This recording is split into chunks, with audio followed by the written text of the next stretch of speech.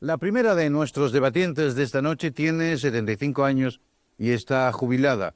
Es coordinadora del área de jubilados de Izquierda Unida y vocal del Consejo Estatal de Mayores. Araceli Sánchez fue una niña de la guerra refugiada en la Unión Soviética. Ingeniera de caminos, canales y puertos e ingeniera industrial, estuvo al frente de 200.000 hombres en la construcción de la red de centrales hidráulicas del Asia Central, allí en la antigua URSS, donde ocupó el cargo de subdirectora de tecnología del Ministerio de Industria. Buenas noches, bienvenida. Buenas noches. Nuestro siguiente invitado, se acordarán ustedes, estuvo en nuestro programa cuando el debate sobre la legalización del hachís, y es que al profesor Antonio Escotado se le suele requerir la opinión sobre el tema de las drogas por la importancia de sus ensayos sobre el asunto. Profesor titular de Filosofía en la UNED, esta noche le hemos invitado para un debate muy alejado de su especialidad, pero en el que seguramente tiene mucho que decir. Buenas noches, profesor. Buenas noches. Creo que no necesito presentarles a Blanca Álvarez, uno de los primeros rostros populares de la televisión, en la que estuvo trabajando desde el año 57 hasta el 92, en que se jubiló con 60 años. Aparte de presentar múltiples programas, trabajó también en La Trastienda como directora de programas infantiles, entre otras labores. Buenas noches. Buenas noches. Fundador y director de los semanarios Por Favor e Interview, a Antonio Álvarez Solís le han podido leer ustedes en casi toda la prensa española y escuchar en los más populares programas radiofónicos de la mañana. También en esta casa, en los programas de Teresa Campos, hemos sentido el aguijón de su periodismo irónico y radical. Álvarez Solís tiene 66 primaveras y creo que no se resigna que le jubilen. Buenas noches. Buenas noches. No se resigna. No me resigno. Para nada. Para nada. El doctor Antonio Albaladejo, discípulo de los doctores Marañón y Rolf Carballo, ha sido jefe de psiquiatría del Hospital de la Cruz Roja de Madrid y director del Instituto Psicosomático, también aquí, en Madrid. En la actualidad es un especialista en psiquiatría preventiva para estados de jubilación y de la tercera edad. Buenas noches, doctor, bienvenido. Buenas noches. Finalmente, nuestro último invitado a esta mesa de debate es Leopoldo Alas, bisnieto del autor de La Regenta y escritor precoz y harto prolífico, columnista del diario El Mundo y de otras varias publicaciones. Su último libro recoge una colección de charlas y entrevistas bajo el título de Hablar desde el trapecio. Buenas noches. Buenas noches. Nuestro primer testigo en este debate, saben ustedes que comenzamos siempre, abrimos el tema con un testigo. Nuestro testigo de debate sobre lo duro que es jubilarse es un doctor eminente que apenas lleva 2 años jubilado. Tras más de 70 años de ejercicio profesional, lo ha hecho a los 90 años. Un sinfín de premios y distinciones avalan su carrera, pero su gran mérito ha consistido en ser uno de los pioneros en España en geriatría y gerontología, especialidad a la que se ha dedicado desde los años 50. Doctor Calvo Melendro, buenas noches. Buenas noches. Tengo la impresión de que a usted no le apetecía nada jubilarse si hace solo 2 años que se ha jubilado. No me apetecería, pero no me importaba mucho porque yo sabía que iba a seguir trabajando. Y yo lo que me ha gustado siempre es trabajar. He sido un adicto al trabajo. Pero permítame un momento, doctor, que el profesor Escotar todavía no ha intervenido y no quiero que se vaya a este programa sin intervenir. Lo que quiera, nada. A mí me está viniendo bien para reflexionar, claro, porque es un tema que por una parte me afecta, yo me encuentro próximo a la jubilación, y que por otra parte merece reflexión, más que simplemente ponerse uno a decir, pues yo siento ahora esto, siento ahora lo otro. Yo creo que las personas que han trabajado en su vida y se van a jubilar, se pueden un poco dividir entre las que han trabajado, digamos, enajenadamente, simplemente por ganarse el dinero, y que esas, claro, están deseando jubilarse para cobrar por ello sin tener que acudir, y las que han trabajado por vocación. Por vocación entiendo amar una cosa a la que uno no pide que le ame a su vez. Querer algo como la belleza o la verdad o la dignidad que uno no puede pedir que le quiera, como la novia o el hijo o el amigo o incluso el director de la empresa. Creo que en ambos casos jubilarse es agradable. En el primero porque uno ha trabajado como un cerdo y ya es hora de que le paguen. En el segundo caso porque uno sigue trabajando y probablemente cada vez mejor. Pero es que aquí hay un tema que no creo que se haya tocado hasta ahora, que es el de la estafa de la seguridad social. Se pasó del estado gendarme al estado del bienestar. Y el Estado del Bienestar dijo, señores, a cambio de que yo pueda robarles fiscalmente, yo les aseguro su vejez. La tragedia actual del jubilado es que se va a jubilar, salvo que sea de la industria privada o de la empresa privada, con el sueldo base. Y el sueldo base, yo hablo como funcionario del Ministerio de Educación y Ciencia, pues será el 30% de nuestros saberes reales. De modo que si por una parte una legislación dice se jubilarán ustedes, puesto que son el más alto nivel de la docencia del país, con el 98% de su sueldo base. Pero es que el sueldo base es el 30% del sueldo. Entonces aquí hay la estafa de que debido a la situación social concreta que vivimos, los hijos quedan cada vez más tiempo en casa y cada vez tienen más necesidad de dinero, son dinerómanos, vivimos una sociedad consumista. Los viejos no pueden vivir de su pensión y las cabezas laborales, masculinas y femeninas, se ven poderosamente sobrecargadas. En cuanto a lo que decía mi compañera de mesa, de que hay que preparar a los viejos para la jubilación, es un poco como preparar, a mi juicio, sin querer limitar esto, preparar a los jóvenes para la madurez. Esto es un asunto que depende de cada cual. Uno no puede tratarse a sí mismo como un ser libre y consciente y a los otros, llamándoles, por ejemplo, la gente, considerar que no son capaces de organizarse. De modo que yo creo que la jubilación es estupenda, siempre que no sea una estafa. Desde la posición del privilegiado, que por sus capacidades o lo que sea, no tiene que recurrir a ayudas, pues parece un problema obvio, ¿no? Pero sin embargo, eso no es todo el mundo. Todo el mundo no tiene esas capacidades, esas enseñanzas, esa trayectoria afortunada. Una pregunta para... ¿los jubilados ricos también se deprimen? Nunca. ¿Cómo se van a deprimir si hacen la misma vida, a veces antes y después? Los ricos...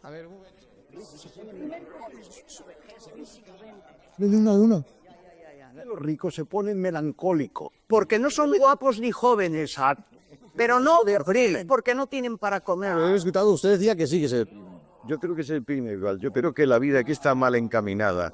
No es capaz de llegar. Resulta del psiquiatra que lleva 40 años viendo enfermos, están los ricos, como otras personas.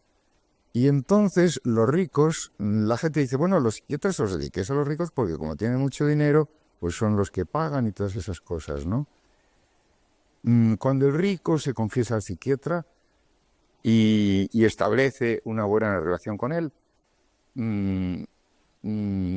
cree que es un milagro, porque yo estoy hablando del rico de nacimiento, el que ha nacido rico, el hijo de rico, los grandes ricos, las personas de la lotería, exacto. Diga todo. Y entonces tienen una razón, y es que por el mero hecho de ser el nieto de Rockefeller o no sé qué, desde que han nacido nunca han visto en ellos un ser humano, sino que los han fetichizado, los han convertido en una cosa, en un objeto, en una cantidad en banco. Están alienados. Y vayan a donde vayan, todo el mundo dice, ese es el nieto de Rockefeller, ese es tal, ¿no? Pero ¿se deprimen o no? No solamente se deprimen, sino que sufren cantidad de complejos y de historias. Los ricos también lloran. Exacto. Mientras se especula sobre la posibilidad de retrasar la... Lloran, pero por distintos motivos, ¿eh? De acuerdo, usted Son también, ¿eh? Por distintos motivos totalmente opuestos el uno al otro. Me gustaría ayudar un poco a esta mesa de debate con una aportación nueva. Mientras se especula, después le doy la palabra, perdón. Mientras se especula sobre la posibilidad de retrasar la edad de jubilación, cada vez se producen más casos de jubilaciones anticipadas en las que, teóricamente, uno puede comenzar a hacer libremente todo aquello que siempre soñó a una edad de plenitud. Fíjense, nuestro nuevo testigo tiene 55 años y le acaban de prejubilar en una regulación de empleo de la empresa donde trabaja. Está casado y tiene una hija de 24 años que estudia en Alemania, pagándoselo ella misma con su trabajo de au pair. Don Gabriel Vázquez, buenas noches. ¿Qué se siente? Sí. Empezar que para un ciudadano humilde como yo es su padre estar ahí. No sé si tenemos sonido.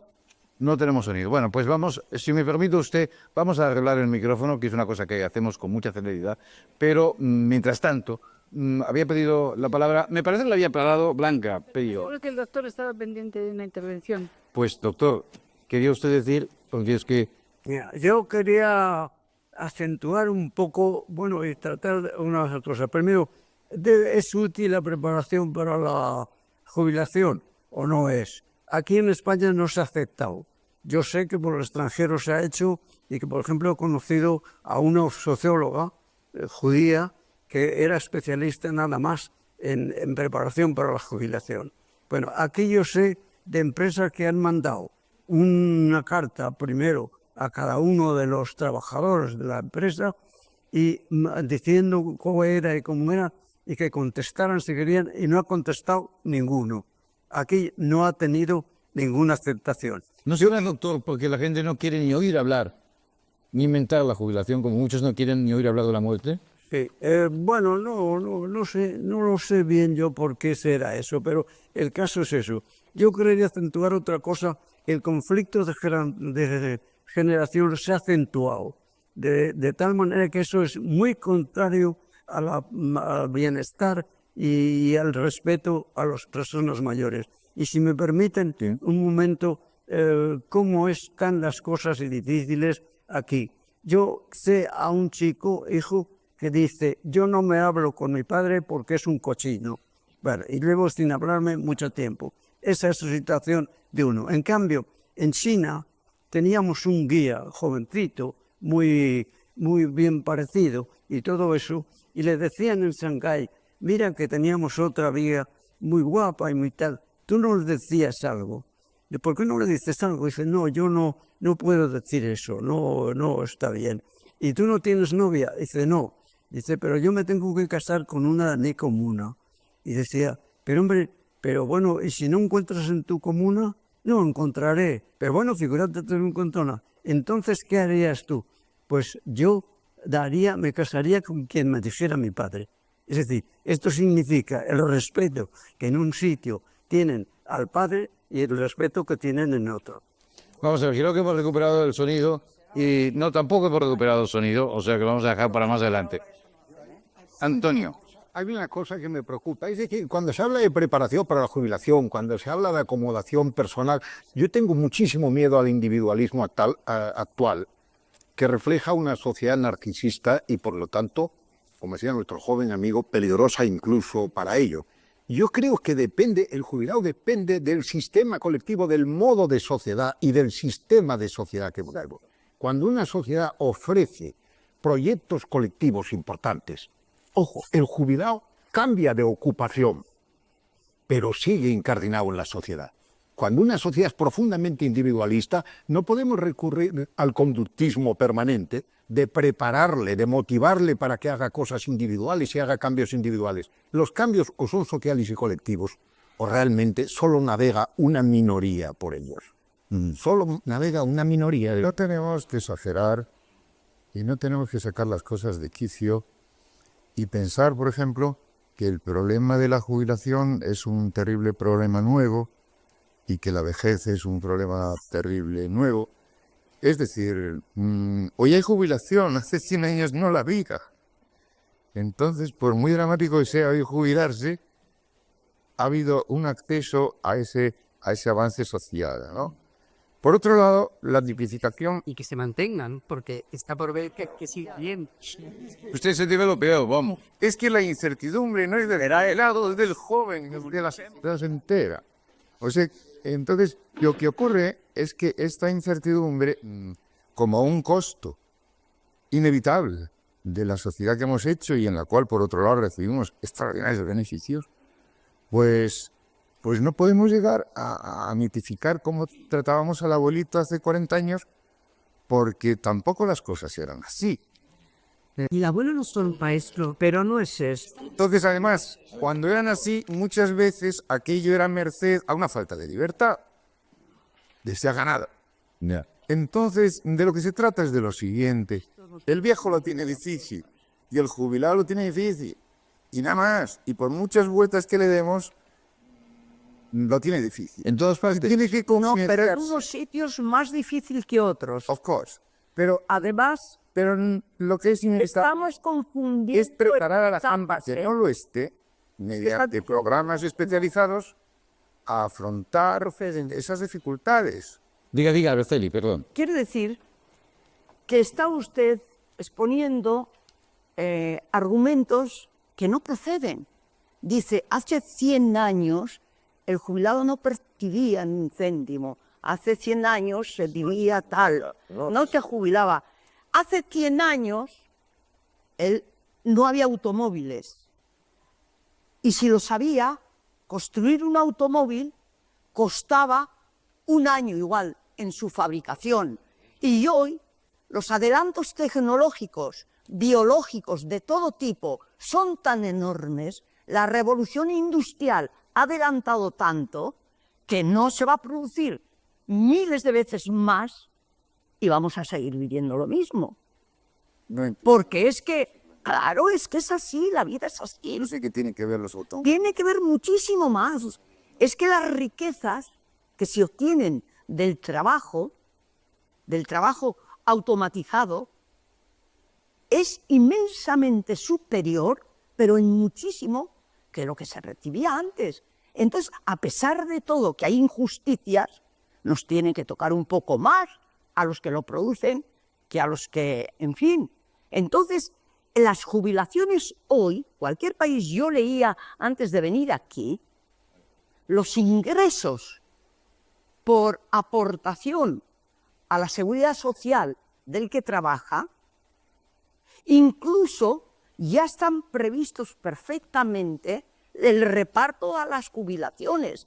Incluso sobra 400.000 millones de pesetas en reservas por si surgen algunas cosas. Tal cual están las cosas, no diga usted que sobran 400.000 millones, es que no lo veo nada claro. No hablamos de la vejez, hablamos de los jubilados, señor Esquetado. ¿Qué jubilado? No, Navegamos en un tema muy amplio. En realidad, eso de que las mujeres viven más que los hombres, según el Instituto Nacional de Estadística, solo se cumple cuando el hombre está casado. No. No he hecho el estudio. Los solteros no menos que... Respeto sus estudios, pero lo que dice todo el mundo es que los casados viven más. Que dicen, No. El Instituto Nacional de Estadística tiene publicado que hay 2 millones más de viudas que de viudos actualmente. pero eso puede ser porque las mujeres tienen una mayor riqueza de cromosomas por eso. Y además porque no tienen tenido problemas. Porque no han fumado. Con la salvedad que... No. Perdóneme, me parece genial lo que usted me dice, don Jesús, pero en el caso de las mujeres longevas está directamente en relación con no entrar en la oferta laboral, es decir, con no tener patrono. La que entra a vender su trabajo vive menos, igual que nosotros vivimos menos. Pero no iba a eso. ¿Qué vamos a hacer respecto de la jubilación? Yo no veo más difícil ser viejo que ser adolescente. Es más, ser adolescente para mí es la edad más difícil de la vida y la única a la que yo no quisiera vivir. Pero intentemos entrar en el centro de la cosa. Hemos pasado de un estado gendarme que exigía que las personas acatasen la bandera, dieran sus hijos en edad militar, a un estado que dice, a cambio de que usted me pague impuestos, recuerde usted que el antiguo estado cobraba un diezmo, el actual estado cobra un 98% entre impuestos directos e indirectos, yo le aseguro a usted su futuro. Bueno, ¿qué pasa con ese futuro? ¿Qué pasa con los que ya somos jubilados o estamos a punto de jubilarnos? Que no podemos vivir de la jubilación. Esto es lo único, a mi juicio, serio que pasa actualmente. La estafa.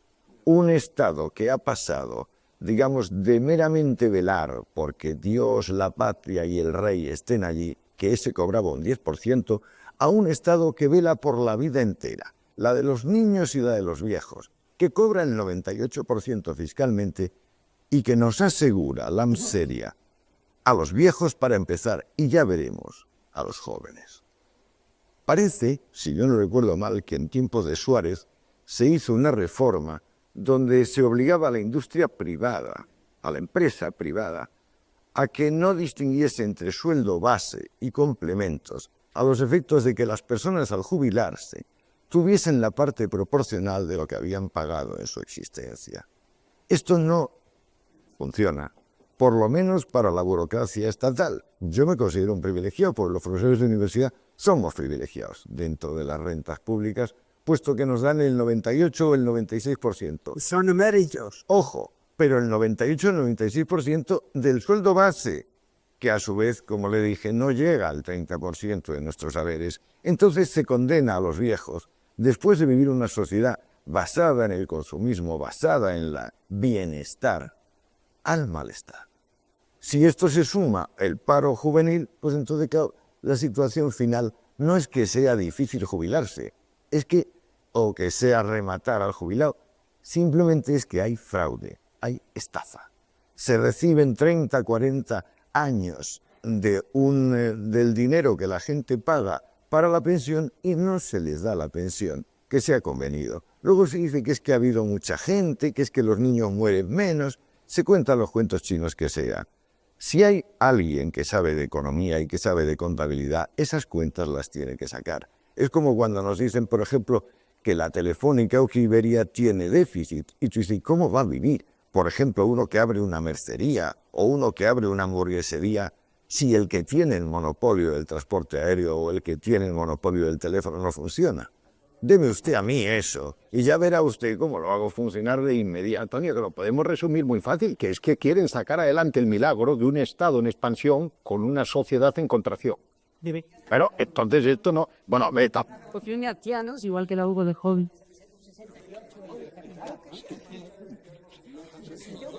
déjenle que termine de pegar. Un momento. Que probablemente los viejos, digamos, los llamados viejos, podrían quizá hacer el esfuerzo de romper este juego, ¿no? Es decir, porque yo creo que también los viejos tienen una ventaja, es que pueden ser unos enormes transgresores, ¿no? Yo pienso, por ejemplo, en la alianza entre el viejo y el nieto, en esa posición en la sociedad un poco, pues, de pasota del viejo. Yo confío mucho en esa, es un poco una butad, pero confío mucho en una solidaridad entre los viejos y una rebelión un poco de la tercera edad para evitar este absurdo, ¿no? de la marginación. Poder como grupo van a tenerlo. En 1998 serán el grupo electoral más fuerte, la gente mayor de 65 años. Veo con autoimpotencia. Es decir, eso es lo grave. Eso es lo grave. Es decir, que hoy día los viejos son una capa importantísima. Voy a meterme yo en ella ya de una manera ya directa. Pero sin embargo después están constantemente aterrorizados ante cualquier poder. Es más, fíjate que si habla de las pensiones se resuelva la pensión. Están pensando en las pensiones como inversión y no como decía Antonio Escotado, sino como una correspondencia a la inversión que se ha hecho. Pero sí, Terrorizados, no sé. si vamos creciendo y somos muchos y cada vez más, puede ser que venga la gerontocracia. Pero eso es lo que hubo siempre. Eso es lo que Gerontos, viejo, eso es lo que... No vamos a hablar de... Y además, tía, si el colinismo está bien, porque ahora lo que hay es palocracia. Por favor. Lo que es una estafa es tributar por el conjunto de tus saberes y recibir una retribución del 20%. Eso es lo que es una estafa. No, pero quiero decir que una persona, una mujer, un hombre que vive en una casa sola, mayor de 80 años, con dificultades físicas y que es conquista que hay que pedir Que si te cobra el 100% de los impuestos, te devuelva el 100%. Por favor, estamos llegando al final. Doctor, le permito muy brevemente. Me permiten un momento. Mire, en España se dice que hay 1 millón de ancianos que viven solos. Sí, y estos se pasan todo el año sin que nadie les haga una caricia. Exacto. Y hay una soledad física. Exacto. Sin embargo, sacan al perro de paseo todos los días. A eso voy, porque es el único compañero que le queda. Estamos, y les pido disculpas porque en este debate hemos ido mezclando lo que no quería que se mezclara Blanca, que era la jubilación con la vejez, que en realidad son dos conceptos distintos. sobre todo cuando estamos hablando también de jubilaciones anticipadas, de gente que se jubila en edades en que, con la apariencia que tenemos todos de sanos y de jóvenes, no parecemos tan mayores. Este es un debate que se alargaría y alargaría y alargaría, y es un debate que nos llevaría a otros derroteros. Nosotros lo único que hemos pretendido es impulsar diversas opiniones para que ustedes, como siempre, se formen la suya propia. Quiero darles las gracias por su atención esta noche, las gracias a ustedes por su presencia y les espero la próxima semana, el próximo lunes, aquí en La Primera, en una nueva edición de Los Unos y los Otros. Buenas noches.